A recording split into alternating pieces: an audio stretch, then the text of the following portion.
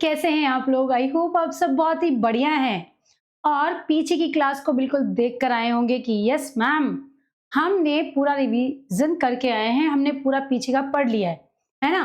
क्योंकि लेक्चर 1 को पढ़ने से ही लेक्चर 2 समझ में आता है। अगर किसी बच्चे ने नहीं देखा है तो जाके पहले लेक्चर 1 को ज़रूर देख लें। आज हम बात करेंगे लेक्चर 2 की। नीट 2027 को टारगेट करते हुए हम 11th क्लास बिल्कुल बेसिक से शुरू किए हैं। कोई बच्चा जैसे नहीं आता है, कुछ भी समझ में नहीं आया है, उसने बिल्कुल भी नहीं पढ़ा है, उसे लगता है कि मैं क्या करूंगा, ड्रॉपर है, किसी भी स्थिति में हो, तुम जीरो पर भी हो, तब भी पूनम मैम तुम्हारे साथ बिल्कुल हाथ पकड़कर तुम्हें लेकर जाएगी। तो बिल्कुल बिना डरे, बिना किसी टेंशन के पढ़ना शुरू कीजिए। अपनी कॉपी किताब को हाथ में ले लीजिए, पेन से लिखना है, मेरे साथ साथ समझना भी है। ओके, चलिए शुरू करते हैं बिना किसी देरी के अपना सेकेंड लेक्चर, जो कि रसायन विज्ञान की कुछ मूलभूत अवधारणा यानी चैप्टर फर्स्ट का सेकेंड लेक्चर है। सबसे पहले हम बात करते हैं बच्चों यहाँ पर कि अगर आप देखेंगे कि कल हमने जो फर्स्ट लेक्चर के अंदर जो हमने देखा था, जो हमने पढ़ा था, उसमें स्टार्टिंग हमने कहा था कि पदार्थ क्या होता है, आपको भी मालूम है, मैंने प्रॉपर बताया था। हमने कल रसायन विज्ञान का महत्व और द्रव्य की प्रकृति क्या होती है, उसका क्लासिफिकेशन क्या होता है, ये हमने 2 टॉपिक कर लिए। आज हम करेंगे बेटा द्रव्य के गुणधर्म मापन जो है वो क्या होता है। इन 2 टॉपिक को हम डिस्कस करेंगे बहुत ही अच्छे से। आप सब बच्चों को भी ध्यान से पढ़ना है, ओके, बिना किसी देरी के। चलिए अब शुरू करते हैं। सबसे पहले रिवीजन बहुत जरूरी है। आप बच्चों में भी ये आदत होनी चाहिए कि जब भी मैं क्लास में आऊं तो मैं पहले पीछे का पढ़कर आऊं, ताकि हमें समझ आए कि पीछे मैम ने क्या बताया है, उसी को हम कोरिलेट करेंगे। अभी मैं समझाऊंगी, आपको धीरे धीरे रिदम में आ जाएगी चीजें। तो सबसे पहले मैं बात करूं बच्चों कि अगर मैं ये कहूं कि आपके पास में जो टॉपिक्स हैं, जो चीजें हैं, उनमें हम अपन देखते हैं कि अपन ने क्या क्या पढ़ा। तो पीछे हमने पढ़ा बच्चों क्या भाई, द्रव्य के बारे में। सबसे पहले हमने द्रव्य के बारे में। अब आप में से कई बच्चे कहेंगे मैम डायरेक्ट द्रव्य नहीं पढ़ाया था। बिल्कुल, पहले हमने पढ़ाया था रसायन विज्ञान क्या होता है ना? रसायन विज्ञान के बारे में हमने पढ़ा था भाई साहब।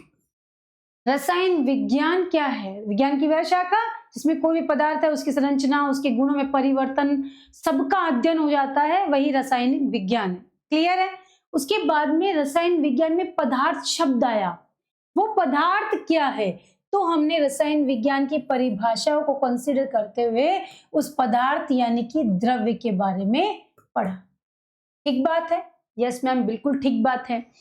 अब ये पदार्थ क्या है? तो हमने क्या कहा, पदार्थ क्या होते हैं? वह कण होते हैं, वह भार जिसका कोई ना कोई भार होता है, जो स्थान घेरते हैं, उसे हम क्या कहते हैं? पदार्थ कहते हैं। जो स्थान घेरते हैं, जिसका कोई ना कोई भार होता है। उसके बाद हमने कहा कि चलो भाई स्थान घेरता है, भार हो गया, फिर इसका क्लासिफिकेशन करो। जब हम वर्गीकरण पर आए बच्चों, तो वर्गीकरण में हमने 2 भाग देख लिए। बोले क्या मैम? हमने देखे भौतिक, यस, और रासायनिक वर्गीकरण। भौतिक में हमने 3 अवस्थाएं देखी। कौन कौन से बेटे? ठोस, मेरे साथ साथ रिवीजन आपकी बुक का होते रहना चाहिए, ठोस, द्रव और गैस। क्लियर है?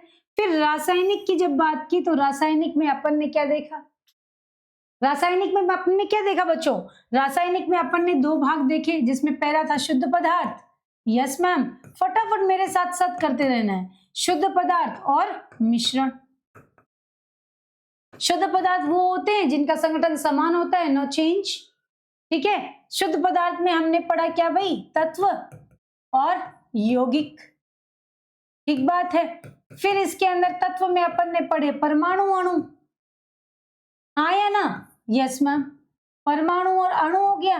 परमाणु जो एक ही, जिसमें एक कण जो होते हैं बिल्कुल सिमिलर चलते हैं, जैसे हाइड्रोजन, ऑक्सीजन, नाइट्रोजन। अणु एक से अधिक परमाणु मिलकर अणु का निर्माण करते हैं, लाइक CO2, H2। कई बच्चे इसे यौगिक समझता है, बट ये अणु जो है वो यौगिक में अणु है। ध्यान रखें। यौगिक की बात करें राजा, तो यहाँ पे आ जाता है अकार्बनिक। अकार्बनिक, ठीक, और ये कार्बनिक। ठीक है? Yes ma'am. वहीं पर अगर मिश्रण की बात करें, तो मिश्रण में क्या हो जाता है बच्चों? मिश्रण की बात करें तो यहाँ हो जाता है समांगी, समांगी का मतलब होता है बच्चों जो आपस में क्या करते हैं, बिल्कुल भाई मिट जा भाई, मिट नहीं रहा है, क्या हुआ? चलो ऐसे मिटा देते हैं, है ना। समांगी लिख नहीं रहा है भाई,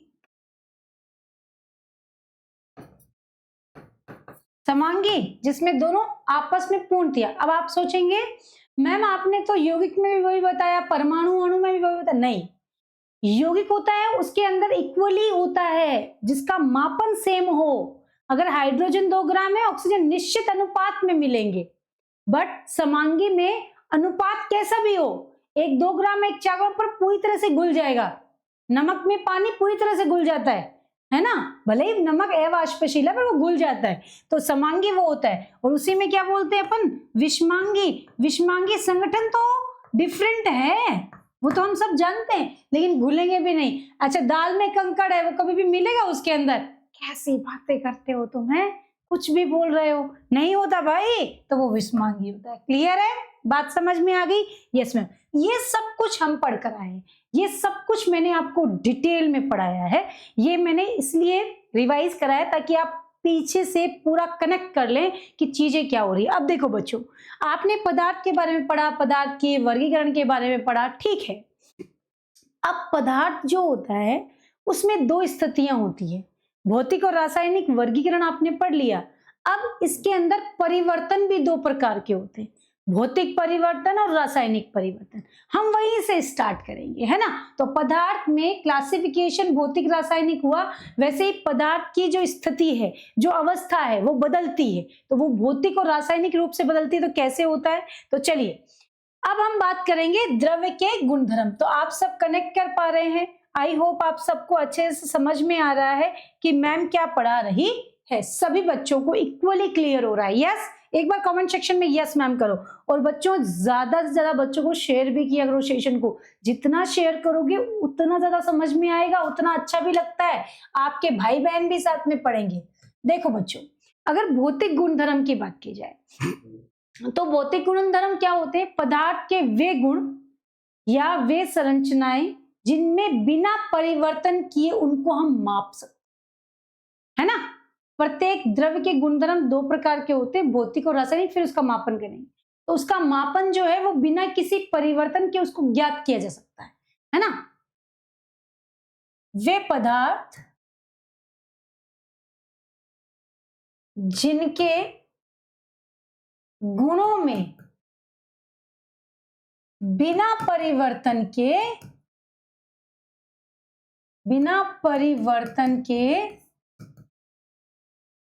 उनका मापन किया जा सकता है,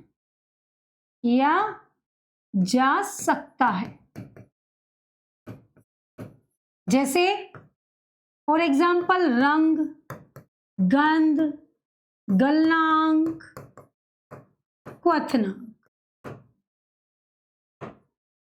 क्लियर है, बात समझ में आ गई। वही रासायनिक की बात करें तो वे पदार्थ जिनमें रासायनिक परिवर्तन होता है ना, रासायनिक परिवर्तन होता है, फिर ही उनका क्या किया जा सकता है, मापन किया जा सकता है। मैम ऐसा कौन होता है, मापन किया जा सकता है ना। तो मापन कहां किया जा सकता है, जा सकता। क्लियर छे? Yes ma'am. आइए जी, जैसे फॉर एग्जाम्पल अम्लता, क्षारकता। जानते हैं क्षारकता क्या होती है? एक तो होता है क्षार, एक होता है क्षारकता, फर्क है। क्षारकता होती है किसी भी मॉलिक्यूल में, जैसे कि NaOH है, उसमें उपस्थित OH में उपस्थित हाइड्रोजन की संख्या, OH में से आज जा रहा है वो उसकी क्षारकता होती है, क्षार OH होता है। ध्यान रखें, ये छोटी छोटी बातें, वैसे जनरल जो 11th क्लास में बच्चा पढ़ रहा है उसको इतना डिप्थ में शायद ना बताया जाए, पर नीट में जरूरी है, क्योंकि नीट में ऐसे प्रश्न आते हैं। कह दिया कि आपके पास में NaOH की क्षारकता बताओ, तो OH के पास में एक H है, एक। समझ रहे मेरी बात को? तो बहुत ध्यान से इन चीजों को पढ़ना है, क्षारकता और ज्वलनशीलता। क्लियर? Yes ma'am. सब बच्चे फटाफट स्क्रीनशॉट ले लो, इन सब चीजों को बहुत जरूरी है समझना भी।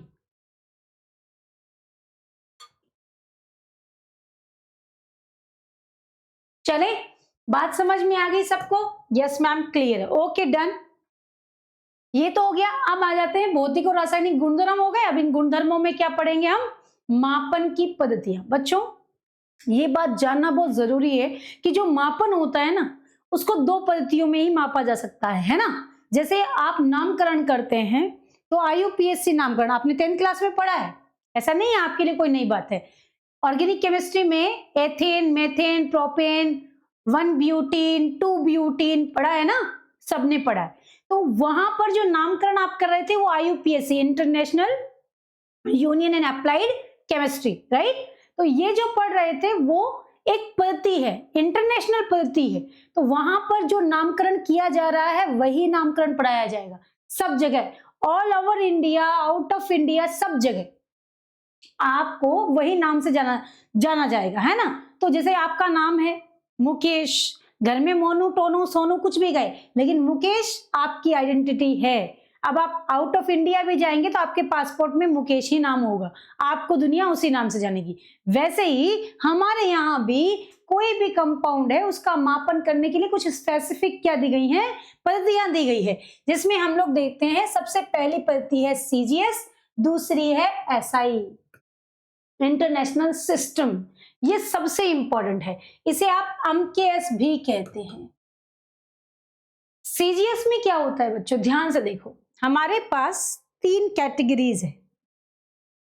थोड़ा ध्यान से देखेंगे तो शायद बात अच्छे से समझ में भी आएगी कि आप जो पढ़ रहे हैं उसके अकॉर्डिंग आपको मालूम चल जाएगा कि आप CGS में अगर आपके पास कंपाउंड है, जैसे फॉर एग्जांपल लंबाई है, आपके मापने की यूनिट है, लंबाई है, उसके बाद में आपके पास में द्रव्यमान है, और उसके बाद में आपके पास में समय है। अगर मैं CGS में बात करूं तो लंबाई को ना राजकुमार किस में मापेंगे मालूम है? लंबाई को मापेंगे आप सेंटीमीटर। किस में मापेंगे? सेंटीमीटर में, ठीक। अगर आप द्रव्यमान की बात करें तो आप किस में मापेंगे? ग्राम में। और वहीं पर अगर मैं समय की बात करूं तो सेकंड में। समय तो हर पद्धति में सेकंड में ही होता है।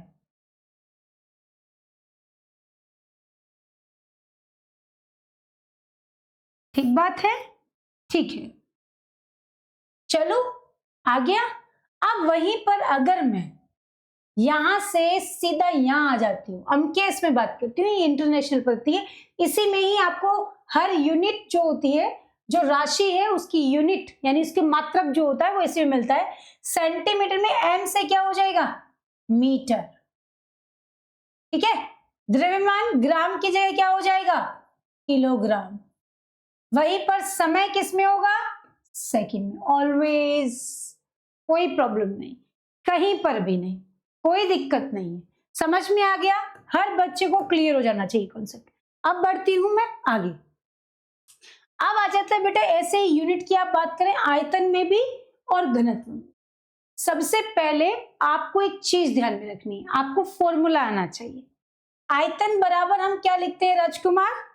आयतन बराबर हम लिखते हैं लंबाई इंटू चौड़ाई इंटू ऊंचाई, सही है? Yes ma'am. अब अगर मैं इसको CGS में लिखूं और एक मैं इसको SI में लिखूं, ठीक है? यस मैम लिख दो। चलो जी, कैसे लिखूंगी? अगर मैं CGS में लिखूं तो क्या होगा? सेंटीमीटर तीनों में ही चलेगा, हाँ या ना? Yes ma'am. तो क्या बन गया? Centimetre cube. SI यानी AMKS में लिखूं तो जल्दी से लिखो फटाफट सारे बच्चे। क्या आएगा? Metre into metre into metre, तो क्या आ जाएगा?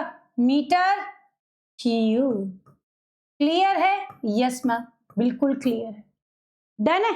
अब अगर मैं बात करूं बेटा घनत्व की, तो घनत्व का फॉर्मूला क्या होता है? बोले मैम घनत्व का फॉर्मूला होता है द्रव्यमान बटा आयतन। द्रव्यमान बटा आयतन, सही बात है? हाँ या ना? यस मैम, द्रव्यमान बटा आयतन। अगर द्रव्यमान बटे आयतन को अगर मैं सीजीएस में लिखूं तो क्या लिखूंगी बेटा? ग्राम बटा सेंटीमीटर क्यूब। ठीक है? हाँ या ना? जल्दी बताओ यार, बोलते नहीं हो तुम। सेकंड यदि एमकेएस में लिखूं तो किलोग्राम बट्टा मीटर क्यूब। आ गया? ऐसे बहुत सारे हैं जहां पर आपको बल है, विस्थापन है, इन सब के यूनिट्स आपको खुद याद करनी है। एनसीईआरटी की बुक में पूरा चार्ट बनाया है, बट कुछ डिफरेंस चीजें जो है, इसलिए मैंने आपको यहाँ पर इन चीजों को लिखकर समझा दिया ताकि आपको कोई प्रॉब्लम ना हो। चलो, यस मैम। आ जाओ बच्चों, अब बात करते हैं ताप। ताप सबसे इंपॉर्टेंट है, यहां से सीधा सीधा क्वेश्चन आएगा। इस यूनिट से क्वेश्चन पूछेगा ही पूछेगा, 101% पूछेगा। आप चाहे कुछ भी कर लें पर क्वेश्चन आना तो तय है राजकुमार। चलो, यस मैम। आइए जी, जब भी हम ताप की बात करते हैं ना राजकुमार, तो तापमान जो होता है वो 3 यूनिट में आता है। सबसे पहले आता है डिग्री सेल्सियस, उसके बाद में आता है किसमें राजकुमार? डिग्री सेल्सियस के बाद में आता है आपका केल्विन में, उसके बाद में आता है डिग्री फ़ारेनहाइट में। सबको मालूम है, अगर आप 0 डिग्री सेल्सियस लिखते हैं तो केल्विन कितना हो जाता है? 100 डिग्री होता है कि नहीं होता है? केल्विन में उसकी वैल्यू कितनी होती है? 100। यहां 0 डिग्री मानते हैं, इसका मापन करने के लिए आप क्या लिखते हैं? केल्विन की value degree Celsius plus 273 kelvin. ठीक है? अगर 273 पूरा प्रॉपर लिखना है 273.15, बट यहां पर 273। उसके बाद फ़ारेनहाइट की बात करें तो बच्चों 9/5 गुना डिग्री सेल्सियस प्लस 32। इस वैल्यू से आपको किसी को भी किसी में भी चेंज, यानी डिग्री सेल्सियस को केल्विन में कन्वर्ट करना है तो ये होगा और डिग्री सेल्सियस को आप किस में कन्वर्ट कर सकते हैं? फ़ारेनहाइट। अब कई तरह के प्रश्न आते हैं। फॉर एग्जाम्पल आपके पास में 25 डिग्री सेल्सियस तापमान दिया गया है, ध्यान से सुनेंगे। 25 डिग्री सेल्सियस दिया है, उसको आपको पहले केल्विन में, देन उसको आपको फ़ारेनहाइट में बदलना है। कैसे करेंगे? अगर मेरे पास 25 डिग्री सेल्सियस है तो मुझे केल्विन में करने के लिए क्या करना पड़ेगा? बोला मैम 25 को, क्योंकि डिग्री सेल्सियस प्लस 273 करना पड़ेगा ना, तो मेरे पास 298 केल्विन आ जाएगा। बोलो हाँ या ना? समझ में आ गई? यस मैम आ गई। अब देखो भाई साहब, अगर मुझे इसे फ़ारेनहाइट में कन्वर्ट करना है तो मेरे पास क्या है भाई साहब? फ़ारेनहाइट इजिकल टू क्या होता है? 9/5 होता है इंटू 0 डिग्री सेल्सियस प्लस 32।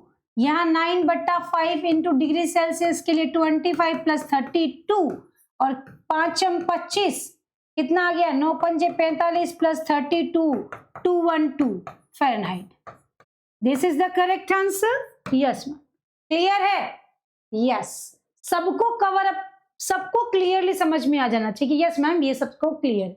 अब एक क्वेश्चन अगलों ने दिया है। ओके, इन्होंने कहा है 373 केल्विन ताप को फ़ारेनहाइट में बदलिए। भाई साहब ध्यान से सुनो राजकुमार, आपको 373 जो है वो केल्विन दिया है, केल्विन को पहले डिग्री सेल्सियस में बदलना पड़ेगा, देन अपने पास में 9.5 इंटू 0 डिग्री प्लस 32। डन है? ये फॉर्मूला होगा क्योंकि डिग्री सेल्सियस यहां चाहिए, तो केल्विन को पहले डिग्री सेल्सियस में बदलो। कैसे बदलूंगी?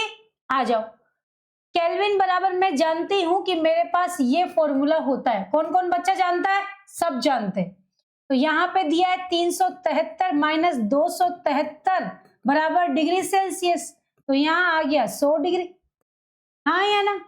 अब ये 100 डिग्री जब आ गया है तो 100 डिग्री में आपको क्या करना पड़ेगा, 945 गुना 100 प्लस 32। Yes ma'am. अब यहां पर कितना कर दिया भाई, 5 दूनी 10 प्लस 32। हाँ या ना, जल्दी बोलो यार, तुम बोलते नहीं हो, यही सबसे बड़ी दिक्कत है। कितना आ जाएगा, 2 8 9 10 11। अरे भाई 212 तो यहाँ आ रहा है, यहाँ कितना आएगा भाई, हमने ही गलती कर दी क्या यहाँ पर?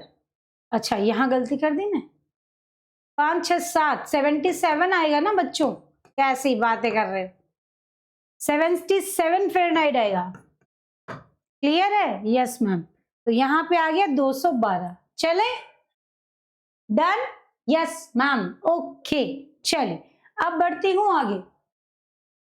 अब अगला टॉपिक आता है बेटा द्रव्यमान और भार, सबसे इंपॉर्टेंट है। बच्चे ये सोचते हैं कि द्रव्यमान ही भार होता है, लेकिन ऐसा नहीं होता है। द्रव्यमान भार बिल्कुल भी नहीं होता है। दो अलग अलग कॉन्सेप्ट है जिन्हें आपको बिल्कुल क्लियरली समझना चाहिए कि द्रव्यमान और भार में क्या डिफरेंस होता है। आज हम आपको सिखाते हैं, है ना। जल्दी से, द्रव्यमान और इधर लिखते हैं हम भार। चलिए भाई, द्रव्यमान और भार की परिभाषा में थोड़ा सा हम यहां पर देख लेते हैं कि द्रव्यमान क्या होता है। किसी भी पदार्थ में उपस्थित द्रव्य की मात्रा, तुम्हारे शरीर में जो कुछ मौजूद है, तुम्हारा हार्ट है, तुम्हारा लीवर है ना, आमाशय है, सब कुछ, हाथ है, पांव है, ये सब, अगर आप इसको लेकर के चंद्र पावर जाएंगे तो हाथ छोटा हो जाएगा क्या? नहीं हो सकता। हार्ट की साइज छोटी हो जाएगी क्या? अंदर लीवर छोटा हो जाएगा क्या? ना मैम, कैसी बातें कर रही हो आप। मैं ये समझाना चाह रही हूं कि द्रव्यमान का मतलब क्या होता है, जिसका मान फिक्स्ड है, जो कभी चेंज नहीं हो सकता है। राइट? Yes ma'am. तो द्रव्यमान का मतलब क्या होता है बेटा? पदार्थ में उपस्थित द्रव्य की मात्रा, जो कि सदैव क्या होती है? निश्चित होती है। जो कि सदैव क्या होती है? निश्चित होती है। फिक्स्ड है, नहीं बदलेगी। डन? चले, बात समझ में आ गई। जिसे कभी बदला नहीं जा सकता है, वो हमेशा क्या होती है बेटा? फिक्स्ड होती है। ठीक है, मान निश्चित रहता है। वहीं पर भार क्या है? एक गुरुत्वीय बल है। क्या है? गुरुत्वीय बल है। और ये गुरुत्वीय बल क्या होता है? स्थान बदलने पर बदल जाता है। स्थान परिवर्तन पर, स्थान परिवर्तन होने पर बदल जाता है। ठीक है, अब ये बदल रहा है, इसका मतलब इसको थोड़ी सूझबूझ है काम की, कि मैं यहां हूं तो मेरे को इस तरह रहना है। भाई जैसे छोटे बच्चे हैं, उन्हें पता नहीं है, वो एक अदिश राशि है, उन्हें पता नहीं है किस जगह पर कैसे व्यवहार करना है। पर तुम्हें तो है कि कहीं दूसरी जगह जाए तो थोड़ा शिष्टाचार से रहना चाहिए, विनम्रता से पेश आना चाहिए। तो जिसको पता हो कि समय के अनुसार बदलना है, तो वो कैसी राशि है, कमेंट सेक्शन में बताइए। सदिश। जबकि द्रव्यमान बदलता नहीं है, इसलिए ये एक अदिश राशि है। फिजिक्स में भी आप पढ़ते हैं वैसे ही इस बात को, नहीं पढ़ते हैं तो पढ़ो, जानो, समझो, जरूरी है। जब तक चीजों को आइडेंटिफाई नहीं करोगे तब तक चीजें समझ नहीं आएगी बेटा। चले अब एक एग्जांपल देते हैं बहुत बढ़िया सा भार का। भार का एग्जांपल ये है कि पृथ्वी चंद्रमा का जो होता है, चंद्रमा पर भार पृथ्वी का कितना रह जाता है? 1/6 बार। मान लो तुम्हारा वजन 60 है, बताओ चंद्रमा पर तुम्हारा भार कितना हो जाएगा? तुम कितने हो जाओगे? तुम्हारा भार कम हो गया, तुम अब 10 केजी के रहे हो, वहां पर तुम उछल उछल के चलोगे क्योंकि तुम्हारा वजन कम हो गया। वजन कम होने का मतलब ये नहीं है कि तुम्हारे हाथ का साइज छोटा हो गया है या तुम हाइट में कम हो गए हो या लिवर छोटा हो गया है। नो नो नो, यहां पर कहने का मतलब है वहां पर गुरुत्वाकर्षण का मान कम हो जाता है, राइट। पृथ्वी पर गुरुत्वाकर्षण ज्यादा है। क्लियर, बात समझ में आ गई? Yes ma'am. तो एक बार फटाफट थम्स अप भेज दो कि क्लियर हो गया है। अब बढ़ते हैं बच्चों मापन में। देखो आप क्या क्या पढ़ के आए, आपने द्रव्य पढ़ा, पदार्थ में क्या क्या होता है, पदार्थ के कणों के बारे में स्टडी की, कण पास होते हैं तो उसकी अवस्थाएं ठोस द्रव गैस के बारे में पढ़ा। जब इन अवस्थाओं के बारे में पढ़ा तो इन अवस्थाओं को आपने परिवर्तन देखा कि इनमें भौतिक परिवर्तन और रासायनिक परिवर्तन हो सकते हैं। जब भौतिक रासायनिक परिवर्तन की बात की तो कहा कि इनके गुणधर्म भी बदलते हैं क्या, तो हमने कहा बिल्कुल, जैसे परिवर्तन भौतिक होता है वैसे ही रासायनिक गुणधर्म भी बदलते हैं।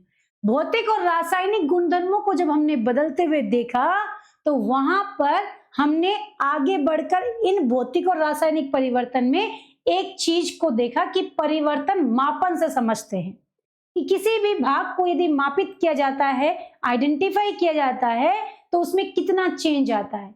तो मापन के लिए हमने यूनिट देखी हमने सीजीएस और एमकेएस यानी एसआई यूनिट। इसको देखकर हमने आयतन है, घनत्व है, तापमान है, द्रव्यमान है, इन सबको कंसीडर किया। जब हमने पदार्थ के अंदर मौजूद जो कण है, जो द्रव्य है, उसको मापित किया तो मापन में त्रुटियां होनी तो संभव है। कोई भी परफेक्ट होता है क्या जीवन में? तुम हो क्या? नहीं हो यार, कैसी बातें कर रहे हो। आदर्श चीजें केवल किताबों में होती है, सब में कुछ ना कुछ कमियां होती है, राइट। वैसे ही जब पदार्थ को हमने आइडेंटिफाई किया था तो हमें ये जानना था कि इस पदार्थ को यदि हम मापन करें तो क्या त्रुटियां होती है, तो कहा यस बिल्कुल होती है। और वो त्रुटियां दो प्रकार से समझी जा सकती है। पहली त्रुटि क्या है सरकार? बोले पहली त्रुटि है परिशुद्धता और दूसरी है यथार्थता। ये दो प्रकार की त्रुटियां हैं। बेटा परिशुद्धता का मतलब क्या है? किसी भी चीज को जब मापा जाता है, मान लो पदार्थ को मापन किया जाता है, जितने सन्निकट मान निकालोगे, for example 0.02, 0.002, 0.003, this is the परिशुद्ध। ये परिशुद्ध है, बिल्कुल बिल्कुल सन्निकट मान है, इसलिए इन्हें क्या कहते हैं? परिशुद्ध मान कहते हैं। तो मापन में मापन के दौरान वास्तविक मानों के जितनी सन्निकटता होगी वह मान उतना ही परिशुद्ध होगा, है ना।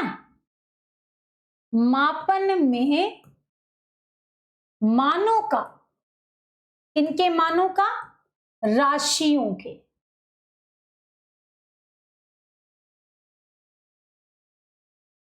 राशि जो कोई भी राशि है भाई, लंबाई चौड़ाई ऊंचाई, जिस भी राशि को, उनके मानों की सन्निकटता क्या कहलाती है? परिशुद्धता कहलाती है। वही यथार्थता की बात करें तो किसी भी पदार्थ के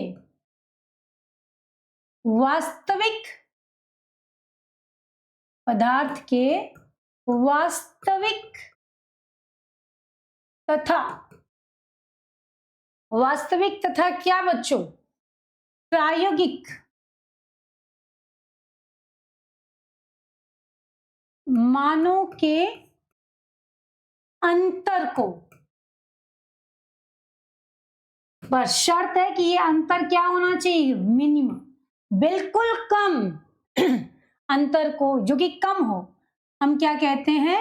यथार्थता कहते हैं। ठीक है, बात समझ में आ गई? बोले मैम ये कंफ्यूजिंग बहुत है, आप जानते हैं ना। मैं तो जानती हूँ, मैं यही काम कर रही हूँ ना पढ़ाने का 15 सालों से, क्योंकि तुम किसी भी बात को बहुत ही इजीली समझ जाओ ये संभव नहीं। तो आओ एक कोशिश करते हैं, थोड़ा प्रैक्टिकल मान बताते हैं आपको। कुछ विद्यार्थी थे बेटा, जिनमें विद्यार्थी क, ख और ग आपकी एनसीईआरटी की बुक में भी मिलेगा। प्रत्येक विद्यार्थी को हमने कहा कि 2 केजी हमारे पास चीनी थी।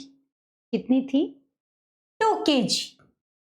ठीक, यस मैम, 2 केजी थी, पर हमने उनको कहा कि प्लीज आप इनको वापस मापन करो, यानी कि फिर से इसको तोलो, कमापन करो। तो मापन करने के लिए कहा तो 2 केजी चीनी को क जो व्यक्ति था, छात्र था, व्यक्ति नहीं, तुम्हारे जैसा एक स्टूडेंट था, उसने कहा कि 1.93, 1.95। अरे कहां से आए हो, पता ही नहीं, अपने आप ही कैसे बताओ वजन कैसे किया है। चलो इसको तो छोड़ दिया, फिर कहा खे को भी, तो खे ने कहा चलो मैं भी कर लेता हूं, इसने ये निकाला। फिर हमने कहा ग को, तो इसने ये निकाला। ये मान तो ठीक है, ठीक बच्चों, इस मान को देखकर आपको क्या लग रहा है? वास्तविक मान 2 केजी है, प्रायोगिक मान देखिए, ये दोनों मान एक दूसरे के सन्निकट तो हैं, इसका मतलब ये परिशुद्ध है, बट ये यथार्थ नहीं है। क्यों नहीं है? यथार्थ का मतलब क्या होता है? जो कि वास्तविक मान के निकट हो, वास्तविक मान के क्या हो भाई, के निकट हो। ये जो लाइन है ना, इसको नोट डाउन करो, ठीक है? जो वास्तविक मान के क्या हो बच्चों, निकट हो। डन, ये लाइन को आप अंडरलाइन करके लिख लेना, ठीक है? तो इसका मतलब ये केवल परिशुद्ध है, यथार्थ नहीं। आइए अगले में चेकआउट करो बच्चों, ना तो ये एक दूसरे के समीप है, ना ही वास्तविक मान के समीप है, तो इसका मतलब क्या हुआ, ये ना तो परिशुद्ध है और ना ही यथार्थ है। ये दोनों देखो, ये परिशुद्ध भी है और यथार्थ भी, क्योंकि ये एक दूसरे के सन्निकट मान में भी है और ये वास्तविक मान के भी निकट। क्लियर है? बात समझ में आ गई? आई होप ये बात सबको क्लियर हो गई। फटाफट जल्दी से उतारो, जल्दी से स्क्रीनशॉट ले लो एक ही सेकंड में। यस मैम, क्लियर है।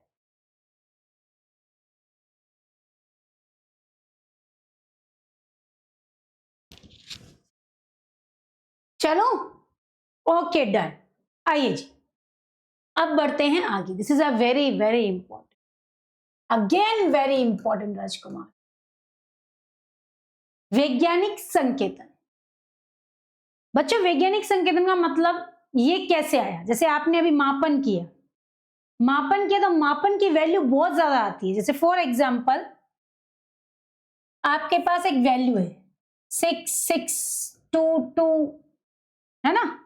सही से लिखती हूं, 662200।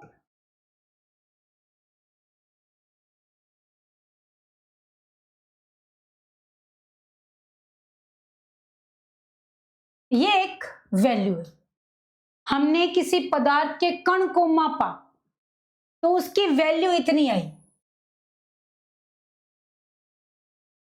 ठीक है?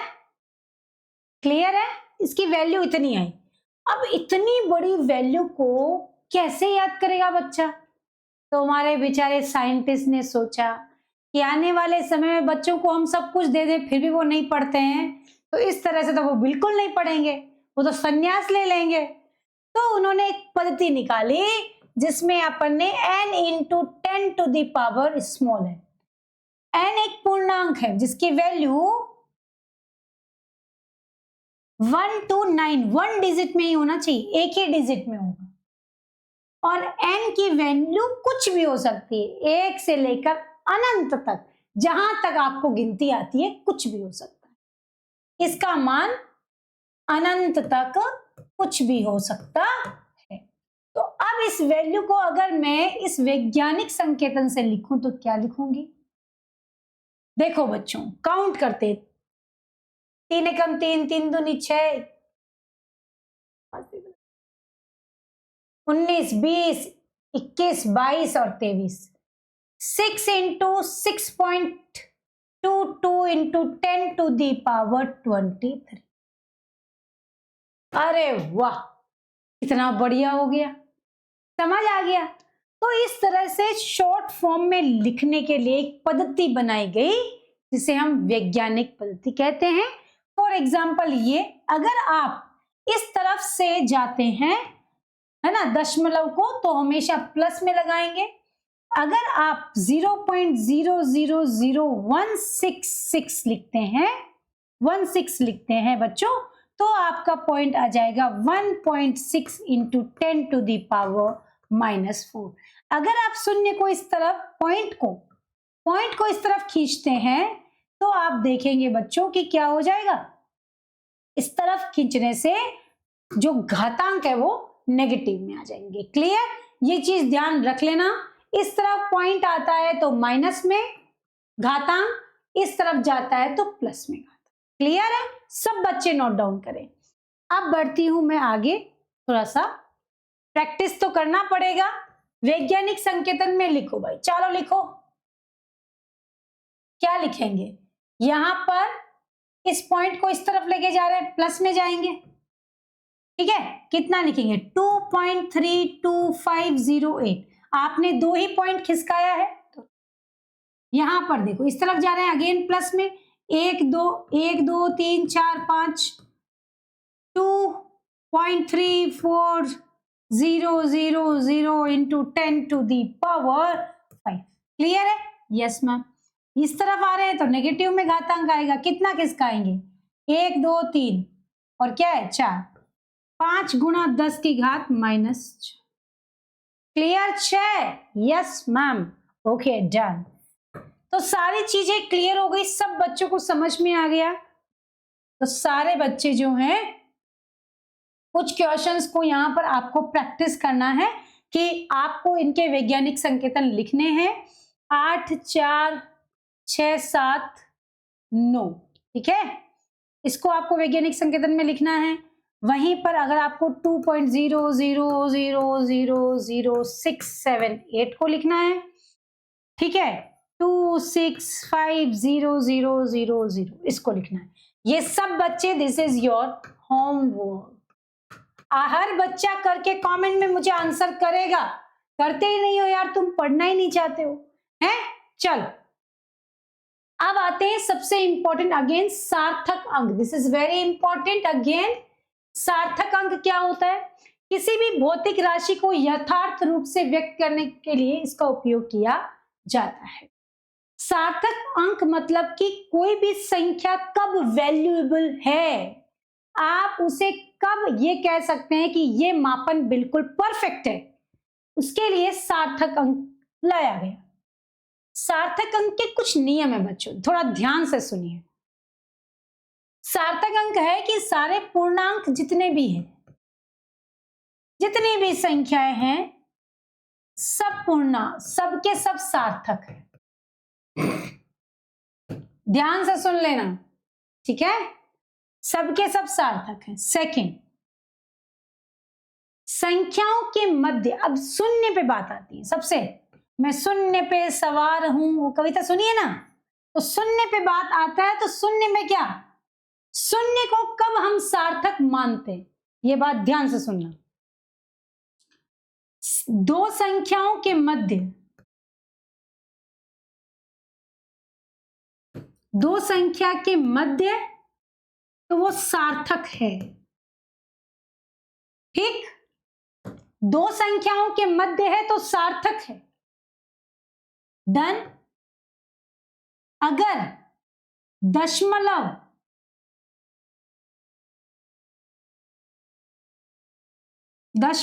के बाद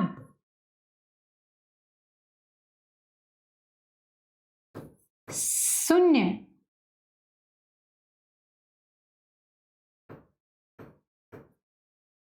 बाद या पहले,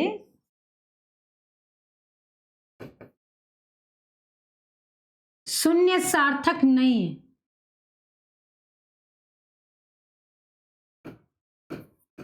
फॉर एग्जाम्पल जैसे 0.05, तो ये एक ही अंक सार्थक है। दो संख्याओं के मध्य 202 सार्थक है। सबसे इंपॉर्टेंट रूल, बिना दशमलव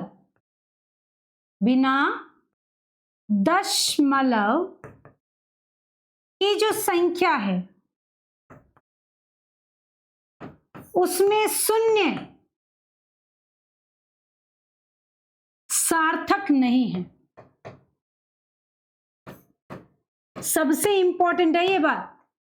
जैसे 2400, बताओ कितने सार्थक अंक? बोले दो ही सार्थक अंक है, ये सार्थक नहीं। दशमलव, बिना दशमलव की संख्या में अगर शून्य है तो वो कभी भी सार्थक नहीं होगा। Clear? Yes ma'am. Okay, done. चलिए तो एग्जाम्पल से समझ लेते हैं कि यहां कितने सार्थक अंक है बच्चों। 1 2 3 4 5 6। यहां बताइए सारे बच्चे, सबसे इंपॉर्टेंट, दशमलव नहीं, केवल 3 अंक सार्थक, 6 अंक, और यहां पर केवल 1 अंक। कहा ना मैंने, दशमलव के बाद और पहले शून्य सार्थक नहीं होते। डन? बात समझ में आ गई एवरीबॉडी? यस, क्लियर हो गया? डन डना डन डन। तो आज का टॉपिक बहुत इंपॉर्टेंट था जो आपको अच्छे से समझ में आना चाहिए था। ओके, थैंक यू आ चुका है क्या? चलो बच्चों, तो थैंक यू आ गया। तो थोड़ी बातें आपको हम बता दें। आज का लेक्चर कैसा लगा पहले तो सारे बच्चे कमेंट में जरूर बता के जाएंगे। एवरीबॉडी एकदम आराम से मैंने समझाया है, कोई भागदौड़ नहीं, कहीं भी ये टेंशन नहीं कि मैं वाईटी पे बिल्कुल फ्री पढ़ा रही हूं तो मैं कुछ भी पढ़ा रही हूं, नहीं है ना। आज जो बच्चे पढ़ रहे हैं वो कल भविष्य हैं, इसलिए उनको अच्छे से पढ़ाना जरूरी है। एक बात जहन में बिठाओ कि जो बच्चा डॉक्टर बनना चाह रहा है उसमें डेडिकेशन होना चाहिए। जेई वाले बच्चे फिर भी थोड़ा सा चल सकता है, पर नीट वाले बच्चों को नहीं चल सकता है। इसलिए नहीं चल सकता है कि तुम कल मानव सेवा करोगे, है ना। मानव सेवा इस कदर की रात को 2 बजे भी तुम्हारे पास पेशेंट आया तो तुम में वो जज्बा है कि तुम खड़े होकर खुशी खुशी उसका ट्रीटमेंट करोगे। ये डेडिकेशन, ये पैशन होना चाहिए। ये है तो पढ़ो, नीट का सपना देखो कि मैं डॉक्टर बनूंगा। नहीं है तो छोड़ दो, अभी छोड़ दो। फालतू में 1 अटेम्प्ट किया, 2 किया, क्यों तो खुद परेशान हो, क्यों घर वालों को करो। तो नीट जिसको क्रैक करना है उसमें अभी से धैर्य से समझने और पढ़ने की क्षमताएं होनी चाहिए, मेजरमेंट बराबर आना चाहिए। ठीक है, तो चलो बच्चों, अगर आप बच्चों को मेरा इंस्टा में मुझसे कनेक्ट होना है तो केम विद पूनम आप लिखेंगे तो आप मेरा पेज फॉलो कर सकते हैं। साथ ही अगर आप टेलीग्राम पे मुझसे जुड़ना चाहते हैं तो टेलीग्राम पे आप मुझसे कनेक्ट हो सकते हैं। आप लिखेंगे पूनम विद केमिस्ट्री।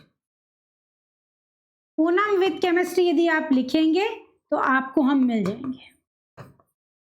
ठीक है, बात समझ में आ गई। बाकी आप मेरे चैनल पे भी तो पढ़ ही रहे हैं, है ना, केमिस्ट्री विद पूनम पर, जहां पर आप सब बच्चे अपने दोस्तों को ज्यादा शेयर कीजिए। जितना हो सकता है दोस्तों को बताइए कि यस, यहाँ पर मैम क्लासेस लेना शुरू कर दी है।